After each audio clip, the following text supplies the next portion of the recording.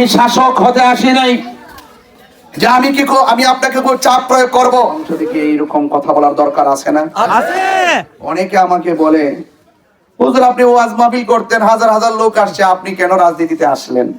আমি বলছি রাজনীতিতে আসছি দুর্নীতিবাজকে সাইজ করার জন্য।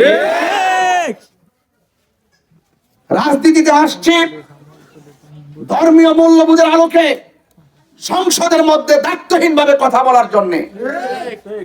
আমি যদি হাজার নয় লক্ষ ফলোয়ার যদি আমার থাকে, আমি হাজার মানুষকে চিল্লাইলেও আইন হবে না। যদি সংসদে দাঁড়িয়ে কথা বলতে পারি তাইলে আইন হবে। আমি 22টি বছর ওয়াজ মাহফিলে বলেছি, এই দেশে যারা ওলি আল্লাহর বিরুদ্ধে কথা বলবে, এই দেশে যারা রাসূলুল্লাহর বিরুদ্ধে কথা বলবে, সংসদের মধ্যে সর্বোচ্চ আইন পাস করতে হবে।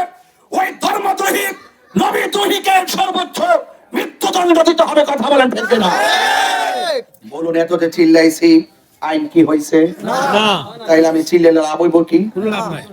তাহলে রাষ্ট্রতন্ত্রের গুরুত্বপূর্ণ জায়গায় যদি গিয়ে কথা বলতে পারি, সেখানে কথা হবে, সেখানে আওয়াজ হবে, সেখানে আইন হবে, সেখানে রাসূলুল্লাহর আদর্শ প্রতিষ্ঠার ক্ষেত্রে যদি আইন প্রণয়ন হয়, তাহলে এই দেশের ভিতরে কেউ রাসূলুল্লাহর বিরুদ্ধে কথা বলতে পারবে না।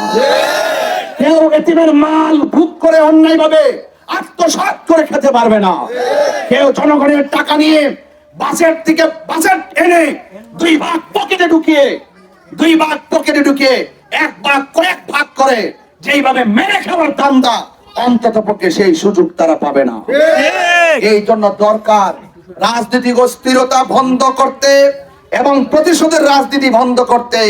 এই যে সত্যিকার অর্থে আল্লাহর এবং তার হাবিবের আদর্শ বাস্তবায়নের ক্ষেত্রে আমরা যদি সেখানে কথা বলতে পারি, আমি বিশ্বাস করি এই দেশ একটি শান্তির দেশে পরিণত হবে।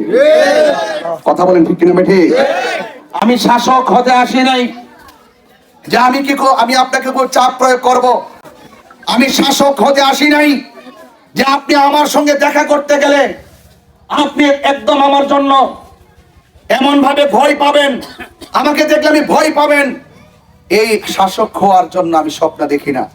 আমি মনে করি আমি মানুষ, আরে আমি ওয়াজ মাহফিল করি, যত বড় হয় না কেন আল্লাহ আমাকে দিয়েছে, কিন্তু আপনাকে আল্লাহ এমন কিছু দিয়েছে যেটা আমাকে দেয় নাই।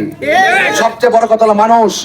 আপনি আমার কাছে মন খুলে কথা বলবেন, মন খুলে আমার ঘরে যাবেন, মন খুলে যা আমার সামনে বলবেন, কোনো ভয় থাকবে না। আমি শাসক হতে আসি নাই, আমি শোষক হতে আসি নাই, আমি সেবক হতে এসেছি। আমি সেবক হতে এসেছি, দায়িত্বহীন কণ্ঠে আবারও বলছি, আমি সেবক হতে এসেছি। যখন আমি যাই চা শ্রমিকের কাছে, যখন তারা বলে হুজুর 178 টাকা দিয়ে চলে না, আমাদের কিছু ভালো খেতে মন চায়, তখন কলিজাটা ফেটে যায়। যখন আমি তাদের কাছে গিয়ে দেখি হুজুর আমার প্রেগন্যান্সির ভিতরে মহিলা, তারা রাস্তার কারণে মারা যায়, তারা জায়গা মতো যেতে পারে না, হসপিটালে যেতে পারে না, আমি চাই যে ওই সমস্ত তাদের মেহনতি মানুষের কষ্টগুলো হৃদয়ে ধারণ করে রাষ্ট্রতন্ত্রে গুরুত্বপূর্ণ জায়গা থেকে তাদের চিরস্থায়ী সমাধান করা। শুধুমাত্র একদিন 200 বিরিয়ানির প্যাকেট দিলে কি সমাধান হয়ে যাবে? শুধুমাত্র একদিন 100 কম্বল দিলে কি সমাধান হয়ে যাবে? আপনি 100 করে কম্বল দিয়েছেন, শত শত ঘর শীতে কাঁপতেছে।